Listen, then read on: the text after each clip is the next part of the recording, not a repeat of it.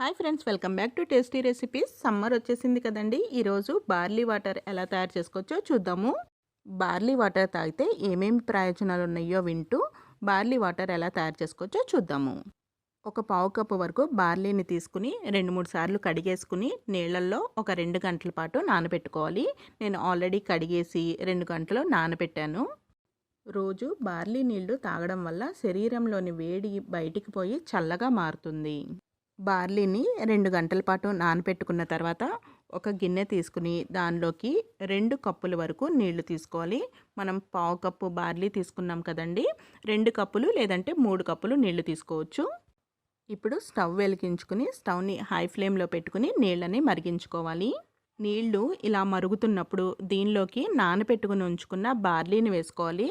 బార్లీని నీళ్ళల్లో నానబెట్టాం కదండి, ఆ నీళ్లు కూడా దీనిలోనే వేసేసుకోవాలి. నానబెట్టుకున్న బార్లీ గింజలన్నీ వేసేసిన తర్వాత ఒకసారి స్పూన్తో కలుపుకుని స్టవ్ని హై ఫ్లేమ్లోనే ఉంచుకుని నీళ్ళని మరగనివ్వాలి. నీళ్లు కొంచెం మరుగుతాయి కదా, అప్పుడు స్టవ్ని లో ఫ్లేమ్లో పెట్టేసుకుని ఉడికించుకోవాలి. హై ఫ్లేమ్లో పెట్టుకుని ఉడికించుకుంటే నీళ్లు మరిగిపోతాయి కానీ ఆ బార్లీ గింజలు ఉడకవండి. అందుకని లో ఫ్లేమ్లో పెట్టుకుని నెమ్మదంగా ఉడికించుకోవాలి.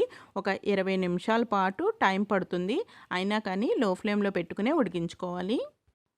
ఫస్ట్ హై ఫ్లేమ్లో పెట్టుకుంటే కొంచెం నీళ్లు మరుగుతాయి కదా, వేడవుతాయి కదా, అప్పుడు లో ఫ్లేమ్లో పెట్టేసుకోవచ్చు. వేసవిలో తిన్నది అరగకపోవడం సాధారణంగా వచ్చే సమస్య కదండి.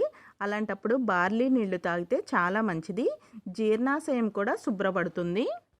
ఒక 20 నిమిషాలు ఉడికించుకునేటప్పటికి మనకి బార్లీ అంతా కూడా బాగా ఉడికిపోయి మెత్తబడుతుంది.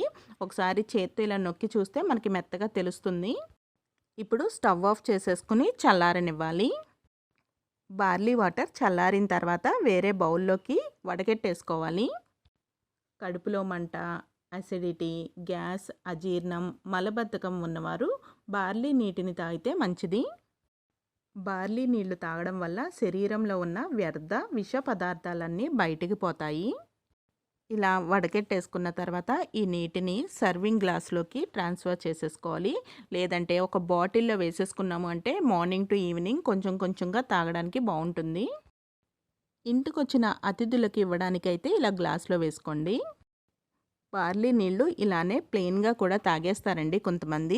కానీ అలా టేస్ట్ లేకుండా తాగలేము అనుకుంటే కొంచెం చిటికెడు ఉప్పు వేసుకోవచ్చు.